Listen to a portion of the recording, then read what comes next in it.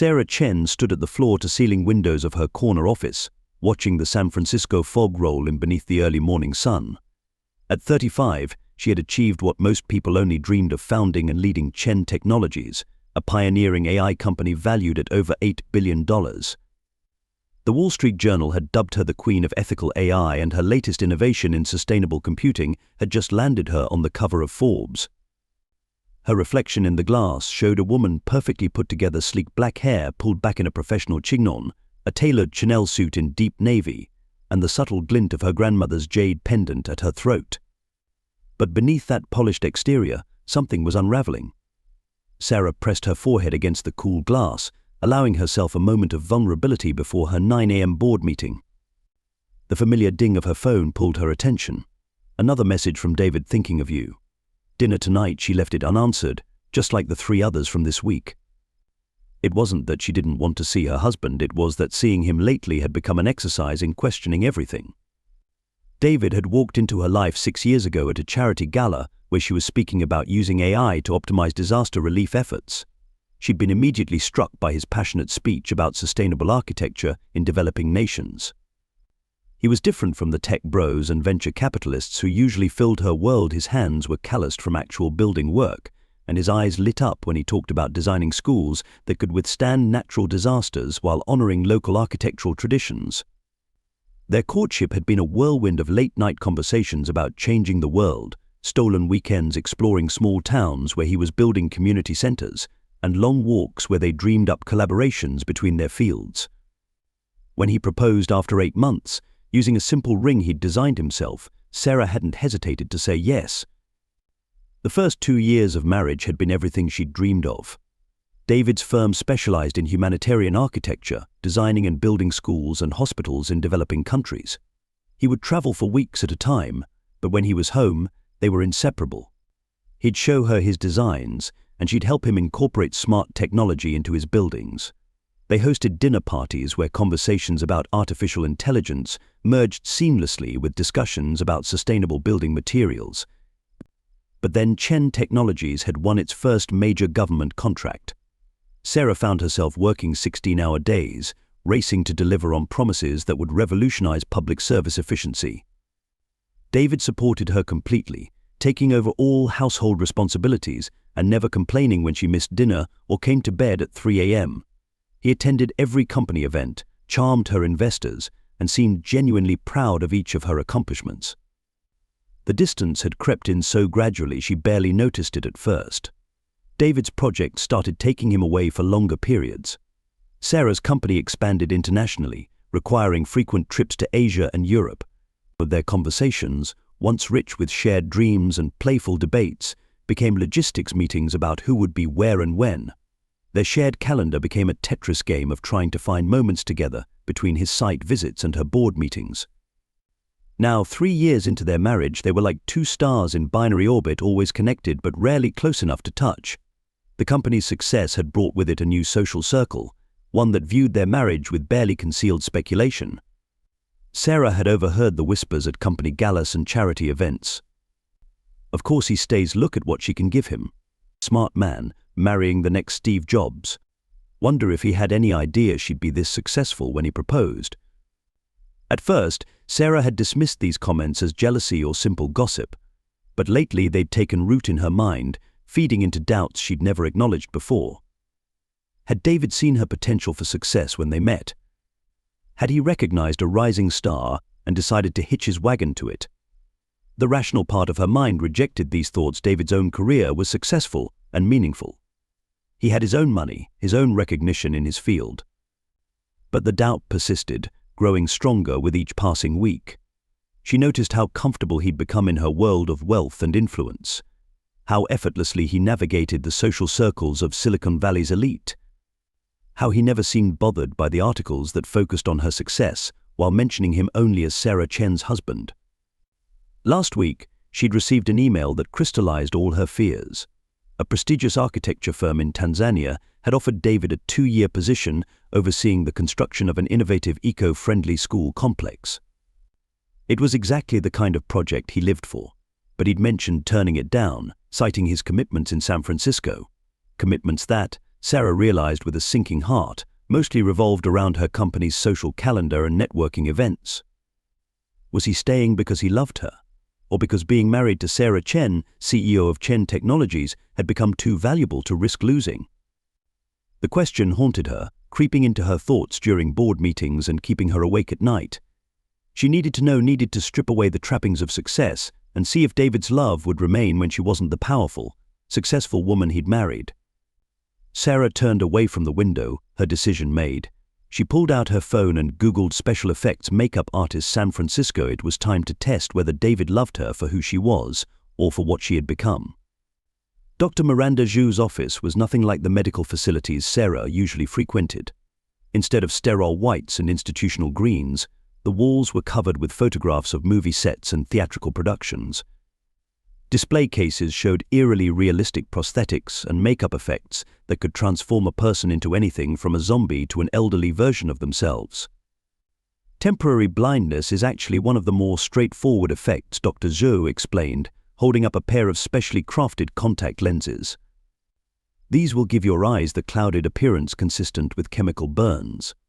The prosthetic additions around your eyes will show mild scarring that would be expected from a lab accident. You'll be able to see perfectly, but to others, you'll appear to have suffered serious eye trauma. Sarah listened intently as Dr. Zhu outlined the maintenance routine, how to insert and remove the contacts, how to maintain the prosthetics, even how to act convincingly as someone adjusting to sudden vision loss. The doctor had worked on numerous film productions and had consulted with actual vision specialists to ensure authenticity. The key is consistency, Dr. Zhou emphasized.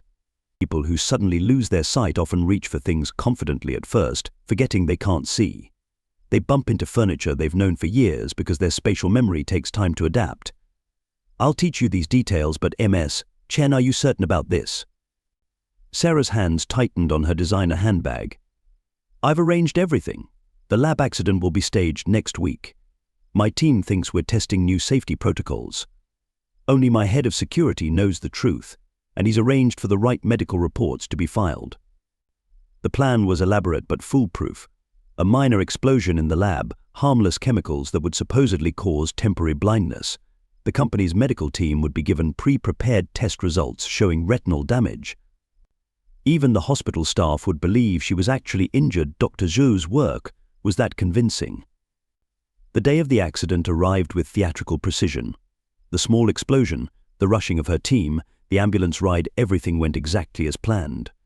When David arrived at the hospital, rushing to her side with panic in his voice, Sarah almost broke down and confessed everything. The doctors say it's temporary, she whispered, playing her role perfectly. Maybe a few weeks, maybe months.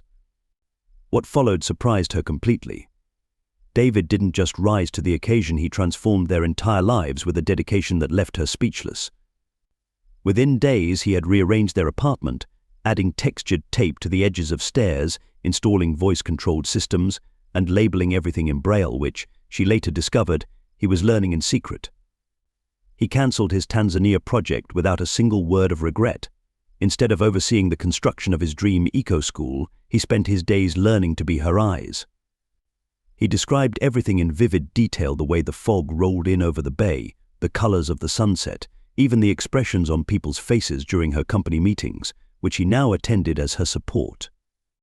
Each morning, he laid out her clothes with perfect attention to the color combinations she preferred, describing each piece so she could maintain her executive image.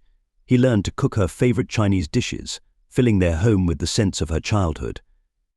When she insisted on continuing to work, he researched and implemented cutting-edge accessibility software, transforming her home office into a space where she could still function as CEO. The guilt began to eat at Sarah as she watched him pour everything into caring for her. One evening, as he read aloud the latest technical proposals from her team, adding his own insightful comments about the architectural applications, she almost confessed. The words burned in her throat, I can see. I've been lying to you, but fear held her back, fear of his reaction, fear of losing this newfound closeness, fear of discovering that this dedication was just another facet of his perfect husband performance. Then came the mysterious phone calls. Sarah began noticing David disappearing for hours in the afternoon, always with a vague excuse about errands. She heard him having hushed phone conversations, talking about appointments and progress reports. Her old doubts resurfaced. Was this all too perfect? Was he using her condition as cover for something else? But one afternoon, while he thought she was resting, she heard him say into his phone, "I need to speed this up. She needs me to be ready sooner." Something in his tone made her heart race. After he left, claiming he was going to pick up groceries, she followed him. It wasn't difficult. Her driver was still loyal to her, and she could see perfectly well through her specially crafted contacts. They tracked David's car to San Francisco General Hospital. Sarah's stomach churned as she followed him inside, imagining what she might discover. Was he meeting someone? Had this all been too much for him? What she found stopped her in her tracks. Through the window of a hospital classroom, she saw David sitting with a group of people, his fingers moving across pages of raised dots. He was in a Braille class, brow furrowed in concentration as he worked through exercises. After class, she heard him talking to the instructor. "I need to learn faster," he was saying. "My wife, she's the most brilliant person I know. She built her company from nothing, and now that she can't see, I want to help her continue that work. I've been researching text to Braille software, but I need to be able to check the output." Sarah fled the hospital, tears streaming beneath her dark glasses. She had set up this elaborate test to discover the truth about her husband's love, only to find that the truth was greater than anything she could have imagined. David wasn't just supporting her, he was reinventing himself to be what she needed, without sacrificing who he was or who she was. The weight of her deception pressed against her chest as she rode home in silence. She had tried to test his love, only to find herself being tested instead, not by him, but by the consequences of her own doubts. That evening, as Sarah sat in their dimly lit living room listening to David prepare dinner, the weight of her deception became unbearable. The sounds of his careful movements in the kitchen, movements she now realized were deliberately louder than necessary, helping her track his location, made her heart ache. "You can see, can't you?" his quiet words sliced through the silence. The wooden spoon he'd been holding clattered to the floor. Sarah felt her world tilt on its axis, her carefully constructed plan crumbling around her. "How? How long have you known?" she managed to ask, her voice barely a whisper. David moved to sit beside her on the couch, his movements no longer exaggerated for her benefit. "Since the third day," he admitted. "You forgot your dark glasses after your shower, and I saw you consciously avoiding the corner of the coffee table. No one with sudden vision loss navigates that smoothly." "Why didn't you say anything?" Sarah's fingers trembled as she removed the special contacts, finally meeting his gaze with her own clear vision. "Because I needed to understand," he replied softly. "I needed to know why my brilliant, confident wife felt she had to test me this way. What had I done or failed to do to make you doubt us so much?" David revealed how he'd pieced it together, the too perfect timing of the accident, the way she still reached unerringly for her coffee cup in the mornings, the slight delay before she'd react to sounds she supposedly couldn't see the source of. He'd confirmed his suspicions with Dr. Zhu, not by confronting her, but by asking for help in understanding how to best support someone with visual impairment. "That's why I was at the hospital," he explained. "Not just for Braille classes. I've been working with specialists in adaptive technology, learning about everything from screen readers to automated coding assistants. I wanted to understand how to help you continue being the incredible CEO you are, even if your vision never returned." Sarah listened as David described his parallel journey over the past weeks. He'd connected with support groups for partners of visually impaired professionals, consulted with accessibility experts, and even started working with her company's HR department to develop better inclusivity practices. The Braille was just the beginning, he continued, pulling out a notebook filled with his careful notes. "I've been learning about emerging technologies in adaptive computing. There's this incredible software being developed in Japan that could help you code through voice commands. I thought maybe Chen Technologies could partner with them." "Stop," Sarah choked out, tears streaming down her face. "Please stop being so perfect. I've been lying to you, testing you like you were some experiment, and you've been being just as deceptive," David finished gently. "I pretended not to know about your deception. I played along instead of confronting you. Maybe we're both guilty of not trusting enough in simple truth." The truth poured out of her, then her fears about their growing distance, the whispers about their marriage, her terror that she'd built an empire, but might lose the one person who knew her before she had anything to give except herself. Sarah. David's voice was rough with emotion. Do you remember our first date? You were working out of your garage, sleeping on a futon, eating ramen noodles. I fell in love with the woman who talked for 3 hours about wanting to make technology more human. Success didn't make me love you more, it just made me proud to watch you achieve everything you dreamed of. They sat together in the growing darkness, their elaborate deceptions stripped away, finally seeing each other clearly. Sarah told him about the overheard whispers at parties, the growing fear that he stayed only for the privileges of being married to a successful CEO. David confessed his own insecurities, wondering if she still needed him now that she had achieved so much, fearing he was becoming just another accessory to her success. I turned down Tanzania because I wanted to, he said firmly. Not because of your company's social calendar, but because these past weeks reminded me of something I'd forgotten. My passion isn't just about building schools and hospitals, it's about creating spaces that change lives. And right here, with you, helping to make technology more accessible to everyone that's changing lives too. Understanding bloomed between them like a flower opening to the sun. Their deceptions, though wrong, had paradoxically created a space for greater honesty. In pretending blindness, Sarah had finally seen the truth of David's love. In pretending ignorance, David had discovered how to bridge the distance that had grown between them. We need to start over, Sarah said, wiping away her tears. No more tests, no more pretense. David took her hand, his thumb tracing patterns on her palm. No more tests, he agreed, but maybe we keep some of what we learned? Your company's new accessibility initiatives, my work with adaptive technology. Sarah smiled through her tears. Partners in every sense. Partners, David confirmed, pulling her close.